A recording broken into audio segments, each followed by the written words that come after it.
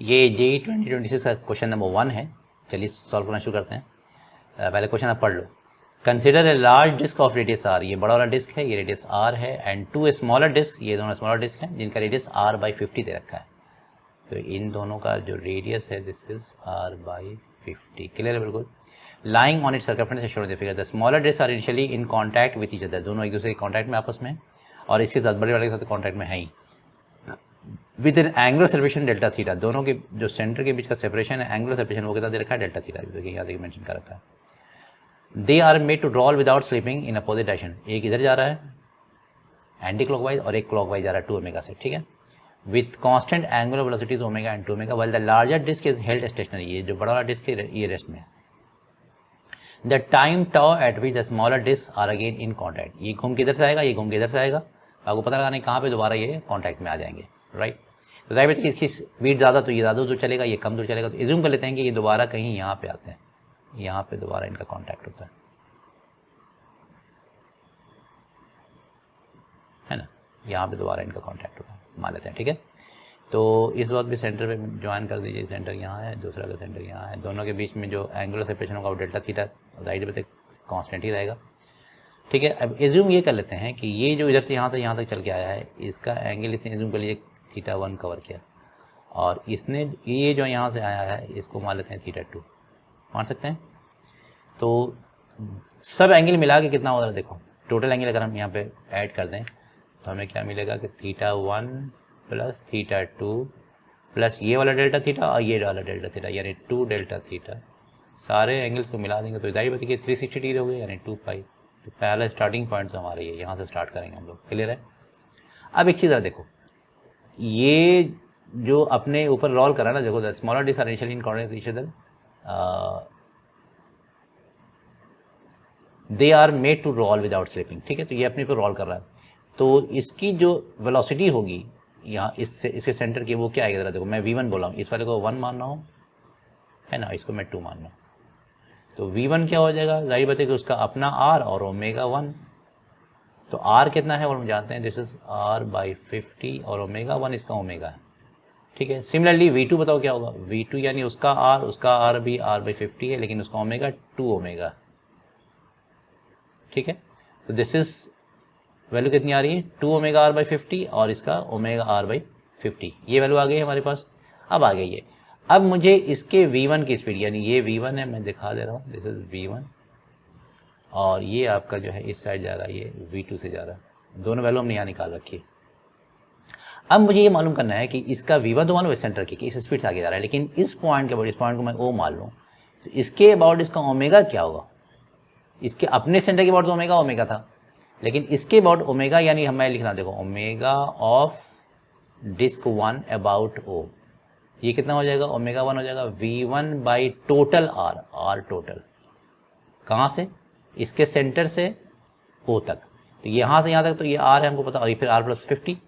तो देखो मैं क्या लिख रहा हूँ, v1 की वैल्यू पहले पुट कर दो, v1 कितना है हमारे पास, ये वैल्यू है v1 की, तो मैं पुट कर दूँ, v1 आपके पास आ रहा है ओमेगा r बाई 50, और ये जो r टोटल आएगा वो आएगा कितना, मैं r टोटल निकाल दे रहा हूँ, दोनों का तो सेम ही है ना, इसका भी टोटल सेम ही है, तो r टोटल यहाँ निकालो, r टोटल कितना हो जाएगा, r प्लस r बाई 50, तो ये हो जाएगा 50 प्लस 1 51 r बाई 50 आ रहा है, ठीक है ना। मैं यहाँ पुट कर दे रहा हूँ, दिस इज 51 r बाई 50, तो 50 50 कैंसिल, r कैंसिल, तो यहाँ से जो ओमेगा 1 आ रहा है वो आ रहा है ओमेगा बाई 51। ऐसे ही आप ओमेगा 2 अबाउट 0 निकाल लेना, तो ये आ जाएगा जैसे ओमेगा का डबल हो जाएगा, क्योंकि इसका ओमेगा 2 ओमेगा था, तो इसकी वैल्यू आ जाएगी 2 ओमेगा बाई 51। कोई कन्फ्यूजन नहीं है ना, इसका ओमेगा बाई 51 है, उसका 2 ओमेगा बाई 51, इसका ओमेगा 10 या ओ कह सकते हैं, और इसका ओमेगा 2o, ये वैल्यू आ गई आपके पास।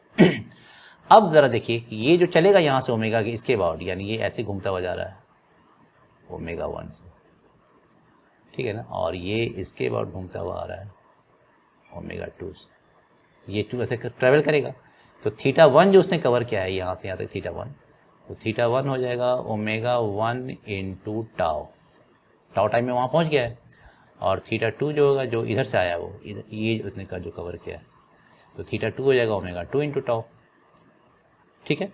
तो अब हम ये सारी वैल्यूज़ को पुट करने जा रहे हैं यहाँ इस वाले मेन इक्वेशन में, जो हमारा हमने इक्वेशन नंबर 1 लिखा था, इसमें पुट करने जा रहा हूँ। तो देखो पहले θ1 पुट करना है, मैं दोबारा लिख रहा हूँ θ1 plus θ2 plus 2 delta theta is equal to 2 pi, यही है ना। तो θ1 कितना है, ω1 इंटू टाउ। ω1 क्या दे रखा है, ω1 यानी वही ω1 0, इसकी बात कर रहा हूँ। ये ω1 ये वाला है और ω2 ये वाला है, ठीक है। तो θ1 में पुट कर रहा हूँ, θ1 इज पहले निकाल लेता हूँ यार, कन्फ्यूजन ना हो। θ1 ω1 यानी ω/51 इंटू टाउ, और θ2 हो जाएगा, बल्कि एक चीज़ और मैं कर लूँ, हाँ ठीक है, ω2 कितना आ रहा है, 2ω/51 इंटू टाउ, ये है ना। तो मैं पुट कर रहा हूँ θ1, let's solve it, ω/51 into tau plus θ2 कितना हो जाएगा, 2ω/51 इंटू टाउ। अब आगे जरा देखो क्या होने जा रहा है, 2 times delta omega, sorry delta omega कहाँ निकला है, डेल्टा थीटा है नहीं, हाँ डेल्टा थीटा। तो अब जरा देखो डेल्टा थीटा क्या है, डेल्टा थीटा यहाँ पे है, तो इसको मैं दोबारा यहाँ बना दे रहा हूँ, इस वाले पोर्शन को। तो देखो ये है आपका डेल्टा थीटा, ये डेल्टा थीटा। तो डेल्टा थीटा में ये पॉइंट O है, ये सेंटर C1 है, और ये सेंटर कितना है C2। इन दोनों के बीच का जो डिस्टेंस है, दाई बता कि ये यहाँ से यहाँ तक R और ये भी R, तो 2R, कौन सा R, स्मॉल r, यानी 2 टाइम्स R/50, ठीक है। और ये जो डिस्टेंस है O से लेकर के C2 तक, वो कितना है, वो है R प्लस R/50, ठीक है ना। तो हम लोग जानते हैं कि डेल्टा थीटा जो रिलेशन पता है ना, डेल्टा थीटा क्या होता है, ये हो जाएगा आपका लेंथ बाई डिस्टेंस। तो लेंथ कितना आ रहा है, 2R/50, और ये डिस्टेंस कितना है, 51R/50, 51R/50। तो 50-50 कैंसिल, R कैंसिल, तो डेल्टा थीटा की वैल्यू आ गई है 2/51, दैट्स इट। मैं यहाँ पुट कर रहा हूँ, डेल्टा थीटा इज, या 2 पहले से है, this is 2/51 is equal to 2 pi, clear है। तो यहाँ देखो ये दोनों जब हम ऐड कर देंगे तो कितना आएगा, ω/51 और 2ω/51, ये आ जाएगा 3ω/51 इंटू टाउ, कोई दिक्कत नहीं। और राइट साइड में देखो क्या हो जाएगा, ये हो जाएगा 2 pi minus 2 to the 4/51।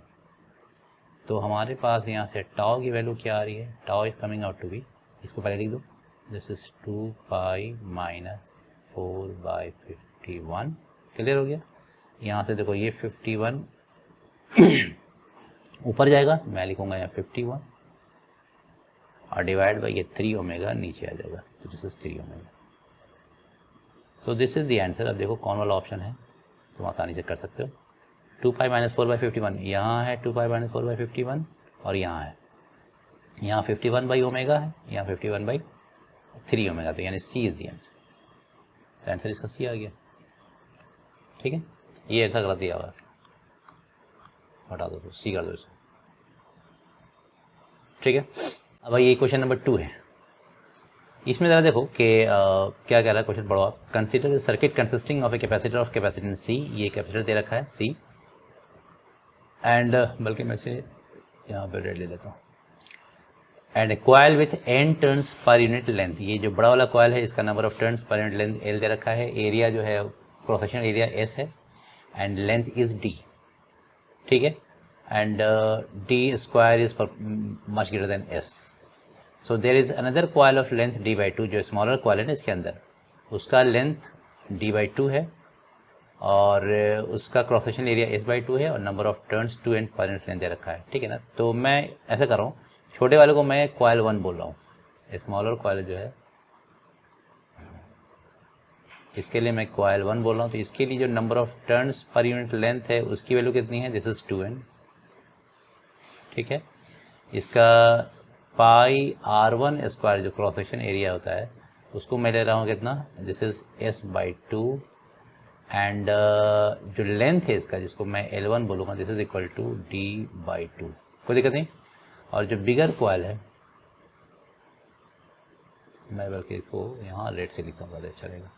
Bigger coil में N2 की जो वैल्यू है वो आपकी नंबर ऑफ टर्न्स पर यूनिट लेंथ यहाँ पे L दे रखा है, इसका पाई R2 स्क्वायर में करूँ cross section area which is equal to S, and length जो है दिस इज डी।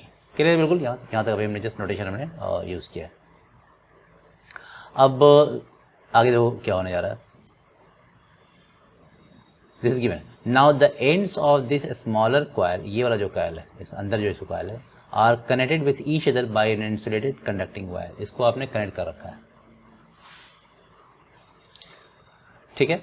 तो जब आप कनेक्ट कर दोगे तो ये बेसिकली शॉर्ट सर्किट हो गया। शॉर्ट सर्किट होने की वजह से जो उसका इंड्यूस्ड ईएमएफ होगा that is going to be zero. तो मैं इसको V1 जीरो कर रहा हूँ। जो इन्फॉर्मेशन दी हुई मैं लिख रहा हूँ, बाद में इसको सॉल्व करूँगा, पहले इतनी चीज़ें दी हुई हैं। And with each other by insulating another the self inductance of the larger coil is L। तो उधर देखो क्या है, लार्जर कॉइल L है। लार्जर कॉइल का इंडक्टेंस होता कितना है पता होगा, mu naught N square. Larger coil ये इसका नंबर ऑफ टर्न्स पर यूनिट लेंथ N स्क्वायर है, pi R square is S and L is D। तो ये वैल्यू उसने दे रखा है L बड़े वाले कॉइल का, ठीक है ना। तो ज़रा L स्मॉलर भी निकाल लें हम। L स्मॉलर का तो ये तो L बिगर हो गया, L बिगर कॉइल। L स्मॉलर निकालता हूँ तो ये हो जाएगा आपका म्यू नॉट, उसका नंबर ऑफ टर्न्स पर यूनिट लेंथ 2n है तो उसका स्क्वायर करना होगा मुझे, 2n का whole square into pi R2 square जो है उसका S/2 है, और L कितना है D/2। तो ये 2 2 4 हो गया, और ये 2 का स्क्वायर 4 भी कैंसिल हो गया। अल्टीमेटली ये वैल्यू भी देखो नहीं आ रही, mu naught N square SD, mu naught N square SD। ये LS भी जो है वो LB के बराबर है, which is equal to L, क्योंकि इसकी वैल्यू उसने L दे रखा है क्वेश्चन के हिसाब से। तो स्मॉलर का जो आपका इंडक्टेंस है सेल्फ इंडक्टेंस, और बिगर का दोनों की वैल्यू क्या है, सेम ही है। तो LS is equal to LB is equal to L। Clear हो गया बिल्कुल। अब इन दोनों के बीच जो म्यूचुअल इंडक्टेंस है वो भी हम निकाल लेते हैं। तो म्यूचुअल इंडक्टेंस का फॉर्मूला भी आप लोगों को याद होगा, वो क्या होता है, म्यू नॉट N1 N2, दोनों का N ले लेता हूँ मैं, तो यानी N इंटू 2N, और area of cross section smaller coil का लिया जाता है पता ही होता है, पाई R1 square that is S/2, और लेंथ भी उसी का लिया जाता है, दिस इज ऑल्सो D/2। तो इसको जब हम सॉल्व करें तो 1 2 तो कैंसिल हो गया, तो यहाँ भी वैल्यू आ रही है mu naught N square SD/2 आ रहा है। Mu naught N square SD को तो L माना गया, तो ये L/2 है। तो यानी म्यूचुअल इंडक्टेंस की जो वैल्यू आ रही है, मैं इसको कर लूँ ऐसे, म्यूचुअल इंडक्टेंस की जो वैल्यू हमारे पास आई वो क्या आ गई, मैं यहाँ लिख ले रहा हूँ, म्यूचुअल इंडक्टेंस इज L/2, कोई दिक्कत नहीं। और L1 L2 दोनों L ही है। अब आगे बढ़िए, neglecting edge effects and all the omega resistance the resonant frequency उसने पूछा है। तो रेजोनेंट फ्रीक्वेंसी का फॉर्मूला होगा क्या, मैं बता देता हूँ, ये होता है अंडर रूट, ये 1/√, L इफेक्टिव निकालूंगा मैं पूरे सर्किट का, और ये C। क्लियर है। तो L इफेक्टिव निकालता हूँ, ज़रा देखो क्या होने जा रहा है। बेसिकली V1 जो है हमारे पास, V1 की वैल्यू हम लोग ऑलरेडी कह चुके हैं 0, इंड्यूस्ड ईएमएफ जो आएगा स्मॉलर कॉइल में, तो वो कितना आ जा रहा है देखो, this is equal to -L1 dI1/dt। एक तो अपने करंट की वजह से जो सेल्फ इंडक्शन होगा, अब फिर म्यूचुअल आएगा, म्यूचुअल किसकी वजह से होगा, सेकेंडरी करंट की वजह से, dI2/dt। This is going to be equal to 0। कोई दिक्कत यहाँ तक। और आगे मैं सॉल्व कर रहा हूँ, यहाँ से देखो ये -L1 की वैल्यू तो L है पता ही है, dI1/dt, और ये उधर जाके प्लस हो जाएगा, प्लस M की वैल्यू कितनी आई है देखो, M की वैल्यू L/2 है, तो मैं लिख दे रहा हूँ L/2 एंड dI2/dt। क्लियर। तो ये L कैंसिल हो गया। तो यहाँ से हमारे पास एक रिलेशन आ गया क्या, कि सेकेंडरी जो यानी बड़े वाले कॉइल में जो rate of change of current है dI2/dt, this is equal to minus ये 2 उधर चला जाएगा, 2 टाइम्स dI1/dt है ना। तो एक रिलेशन तो हमारे पास ये आ गया, इसको याद रखना, dI2/dt इज -2 dI1/dt। ठीक है, ठीक है। यहाँ से आप इसको ऐसे भी लिख सकते हो, this is also equal to dI1/dt is equal to क्या आएगा, -12 dI2/dt। अब देखो मुझे इंड्यूस्ड ईएमएफ किस में निकालना है, बड़े वाले में। तो बड़े वाला हम किसको माना हमने, बड़े वाला कौन सा है, 2 नंबर का है, यानी मुझे निकालना है V2। ठीक है, इसमें तो चूंकि 0 ही है, तो टोटल आपका क्या आएगा इसमें देखो, V2 इक्वल टू कितना हो जाएगा, -L2 dI2/dt and -M dI1/dt। Clear है बिल्कुल। अब जरा देखो यहाँ पे क्या होगा, माइनस एल, ये आपका di2/dt है, राइट, माइनस m कितना है, l/2 पता है हमें, और di1/dt की वैल्यू यहाँ लिखा हमने, वो कितना है, माइनस हाफ di2/dt, ठीक है ना। तो ये वैल्यू क्या आ रही है ज़रा देखो, माइनस एल प्लस l/4, तो this is coming out to be minus 3l/4 di2/dt, this is v2, ठीक है। तो अब इसमें ये जो वैल्यू हमारे पास आई है ना, दिस इज एल इफेक्टिव, यानी एल इफेक्टिव क्या रहा हमारे पास, दिस इज 3l/4। तो अब आप इस एल इफेक्टिव को यहाँ पुट कर दो इसमें, तो ओमेगा क्या आ जाएगा ज़रा देख लो, this is 1/√, L effective is 3l/4, और ये सी है यहाँ पे, ये 4√4 ऊपर जाएगा तो ऊपर, ये है रूट के अंदर है ना, रूट के अंदर 4 है, ऊपर जाके 2 हो जाएगा, तो 2/√3LC इज द आंसर। कौन वाला है इसमें, सी पार्ट है, तो सी इज द आंसर। क्लियर बिल्कुल। चलिए अब अगला क्वेश्चन करते हैं हम लोग।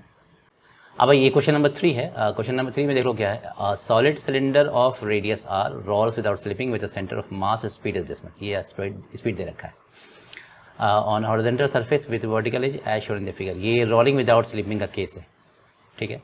Here G is the acceleration due to gravity, no problem. At the moment when the cylinder loses contact with the surface due to rotation around the corner, the speed of its center of mass is. तो पहले figure बना लो, मैं देखो क्या कह रहा हूँ, एक थोड़ा बड़ा करके मैं शायद जान के बना रहा हूँ ताकि पिक्चर थोड़ी क्लियर हो। मान लीजिए पहले हम इसको सेंटर यहाँ मान लेते हैं, तो पहला जो आपका बनेगा सॉलिड सिलेंडर ये बनेगा, ठीक है ना, सेंटर यहाँ पे। अब ये गिरना चाहे शुरू करेगा, ये यहाँ कहीं पहुँचेगा, पहला सेंटर यहाँ पे है, अब सेंटर यहाँ पे आ गया, और इस वाले सेंटर के हिसाब से मैं दोबारा बनाऊँगा, इसमें रेड ले लेता हूँ, और ये कुछ इस टाइप से बनेगा, ये पार्ट, ठीक है ना, ये एंगल और ये सेंटर, इसके बीच का जो एंगल है वो हम थीटा मान लेते हैं, ठीक है ना, ऐसे हुआ, समझ में आ गई बात। अब यहाँ जब गिरेगा तो उस वक्त उसकी वेलोसिटी क्या पूछा है ना, स्पीड, स्पीड ही पूछा है, ये v पूछा है निकालने के लिए। अभी जो ये वाला है ये v0 है, ये इसका है, तो बस अब एकदम आसानी से बन जाएगा। और ये हम जानते हैं कि रोलिंग विदाउट स्लिपिंग है, तो टोटल एनर्जी कंजर्व होगी, आपको फाइंड आउट करना है v। चलिए स्टार्ट करें हम लोग।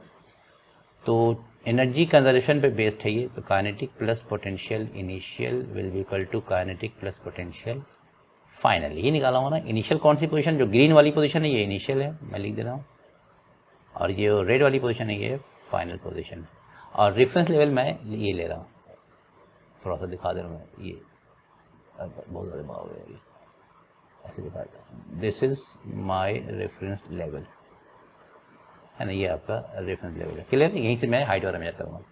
चलिए स्टार्ट करें। स्टार्ट करने के लिए मुझे सबसे पहले इनिशियल वाली सिचुएशन में टोटल काइनेटिक एनर्जी निकालनी है। तो स्टार्ट करें हम लोग। तो देखो टोटल काइनेटिक एनर्जी क्या निकलेगी, काइनेटिक इनिशियल, तो ये हो जाएगा translational kinetic energy plus rotational kinetic energy, पता ही है। तो ट्रांसलेशनल कितना हो रहा है देखो, हाफ m v0 स्क्वायर करो तो ये हो जाएगा gr/3, ठीक है, plus half I omega square, तो आई हो जाएगा कितना, वो तो डिस्क की तरह फॉर्मूला लगाइएगा उसका, सॉलिड सिलेंडर का, ये आ जाएगा हाफ mr स्क्वायर, और ओमेगा स्क्वायर का मतलब ओमेगा जो होता है v/r होता है, चूँकि प्योर रोलिंग का केस है, तो ओमेगा स्क्वायर जो हो जाएगा v0 square by r square, तो v0 स्क्वायर करो तो gr/3, और नीचे r स्क्वायर है, तो एक r कैंसिल हो गया, तो यहाँ से आएगा g/3r। तो यहाँ मैं पुट कर रहा हूँ, हाफ ये i है, यहाँ से यहाँ तक क्या ये i है, और ओमेगा स्क्वायर का मतलब g/3r, क्लियर है। तो एक r यहाँ से कैंसिल हो गया, तो बचा क्या, ज़रा देखो ये वैल्यू जब आप कैलकुलेट करोगे तो लेफ्ट साइड में आ रहा है mgr/, कितना 6, 3 × 2 6, और यहाँ आ रहा है mgr/2 × 2 × 3 यानी 12। ये कितना आ जाएगा, ये जब आप कैलकुलेट करोगे तो ये हो जाएगा 2/12 एंड 1/12, तो 3/12 यानी 1/4, ये आप कैलकुलेट करोगे तो you are going to get this as mgr/4। This is the initial kinetic energy of the solid cylinder, ठीक है। तो मैं यहाँ इसको पुट कर दे रहा हूँ, कितना आएगा ये mgr/4।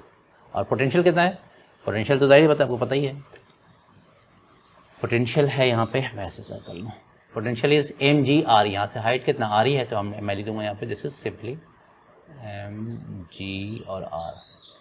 अब आइए फाइनल काइनेटिक एनर्जी।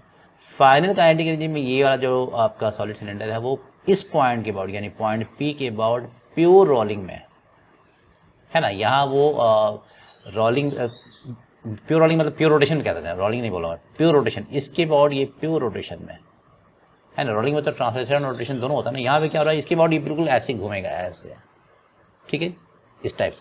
तो इस पॉइंट के अबाउट ये प्योर रोटेशन में, तो प्योर रोटेशन में जो फॉर्मूला लगता है वो क्या होता है, सिर्फ हाफ आई ओमेगा इसका, तो मैं ऐसे लिख रहा हूँ K2 जो होगा यानी इस पॉइंट पे वो क्या होगा, हाफ इनर्शिया उस सॉलिड सिलेंडर का किसके अबाउट, P के अबाउट। P पॉइंट यहाँ याद रखिएगा, this is the point P जो कॉर्नर है, और क्या हो जाएगा, जो रेडियस है वो तो r² ही है। तो IP जो निकालेंगे वो IP क्या होगा, पैरेलल थ्योरम लगाना पड़ेगा, तो this is equal to half, अब IC उसका अपना सेंटर ऑफ मास के बाद फॉर्मूला जानते हैं कितना होता है, हाफ mr², अब प्लस फिर सेंटर ऑफ मास यहाँ तक का डिस्टेंस, ये हो जाएगा mr², एंड हाफ आई, अच्छा सॉरी यहाँ हमने r² लिख दिया, हाफ आई ओमेगा² होगा ना, हाफ आई ओमेगा²। तो ओमेगा² क्या हो जाएगा यहाँ पे, ओमेगा बराबर v/r, तो ये हो जाएगा v²/r², और ये v अननोन है। तो जरा देखो क्या आ रहा है वैल्यू, ये half into half plus 1 3/2 mr² into v²/r², right. तो r² कैंसिल, तो यहाँ से जो वैल्यू आ रही है आपके पास कितना आ रही है, 3/4 mv², में लिख रहा हूँ 3/4 mv², राइट। और प्लस अब इसका जो हाइट होगी वो कितनी होगी आपको पता ही है, हाइट चाहिए मुझे, ये हो जाएगा this r into cos theta, ये हो जाएगा mgr इंटू कॉस थीटा। तो दिस इज इक्वेशन नंबर 1, एक पार्ट तो ये हो गया। अब आप जरा देखो क्या होने जा रहा है, बहुत ध्यान समझना। यहाँ पे मुझे इस पॉइंट के बाद चूँकि रोटेशनल मोशन हो रहा है तो मुझे लिखना होगा रोटेशनल मोशन का इक्वेशन, ये mg है और ये यहाँ पे क्या है, ये यहाँ पे थीटा आएगा, ये भी थीटा ही है। तो mg का कंपोनेंट इस साइड क्या आएगा, हम लोग क्या लिखते हैं इक्वेशन, सर्कुलर मोशन के लिए फॉर्मूला याद होगा, सिग्मा fc बराबर mv²/r, याद है ना, सेंट्रीपिटल फोर्स। तो इससे यहाँ सेंट्रीपिटल फोर्स क्या है, देखो दिस इज mg का कंपोनेंट होगा इसकी तरफ, सेंटर यहाँ ये है, इसके बाद रोटेशन हो रहा है इस सिलेंडर का, तो mg cos theta minus normal is equal to mv²/r। अब at the time of leaving the contact normal क्या हो जाएगा, 0 हो जाएगा। तो यहाँ से ज़रा देखो, यहाँ से mv² की वैल्यू क्या आ रही है, mv² है, mv² की वैल्यू आ रही है, ये r इधर जाएगा मल्टीप्लाई हो जाएगा, this is coming out to be mgr cos theta, कोई दिक्कत नहीं। अब आप देखिए मैं सॉल्व करने जो इस mv² की वैल्यू को मैं यहाँ पुट करूँगा यहाँ, तो देखो लेफ्ट साइड में कितना आएगा 4 + 1, अब इसको सॉल्व कर रहा हूँ मैं आगे, तो दिस इज 5/4 mgr, और राइट साइड में क्या होगा 3/4 mv² की जगह पुट कर दो mgr cos थीटा और प्लस mgr cos थीटा, ठीक है। तो mgr cos थीटा यहाँ कॉमन ले लो, mgr cos theta taking as common, और ये क्या हो जाएगा 3/4 + 1,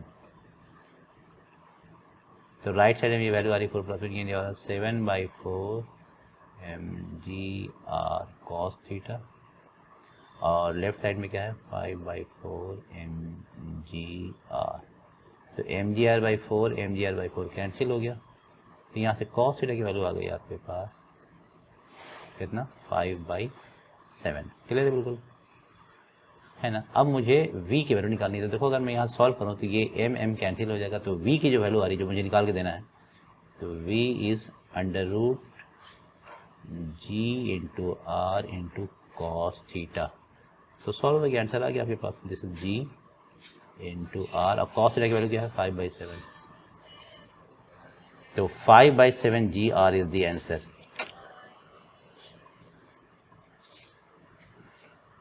5/7 gr, राइट। तो दिस इज द आंसर, इसका आंसर जो है आपका वो बी है।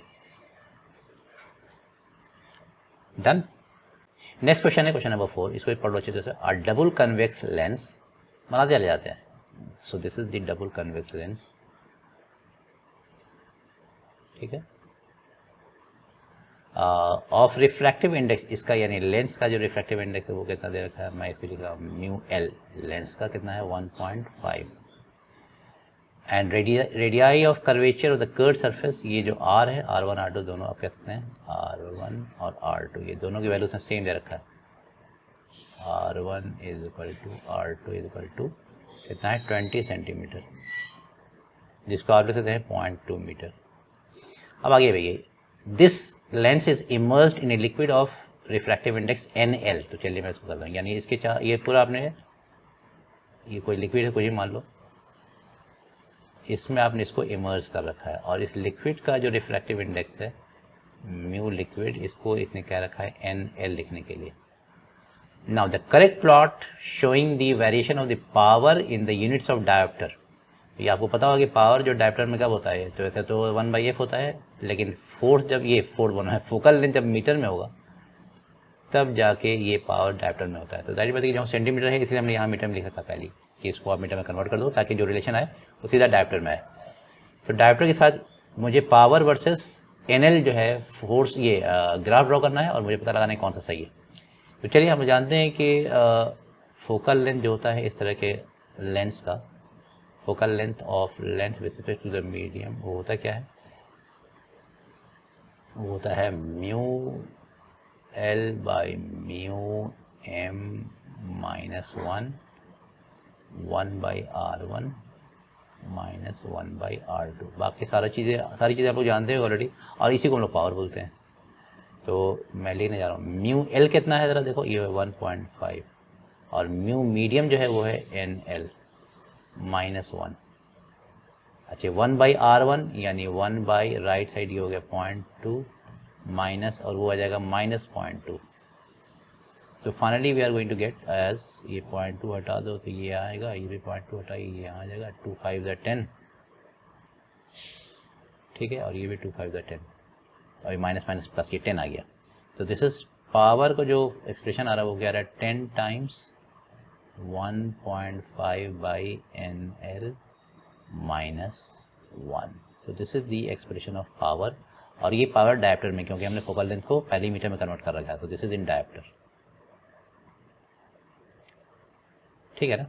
अब आपको इसको इससे ग्राफ ड्रॉ करना। तो ज़रा देखो ग्राफ कैसा आएगा। पहली बात तो ये कि ये हाइपरबोला ही का ग्राफ है ना, डिक्रीजिंग हाइपरबोला ग्राफ है ये, यहाँ वेरिएबल है।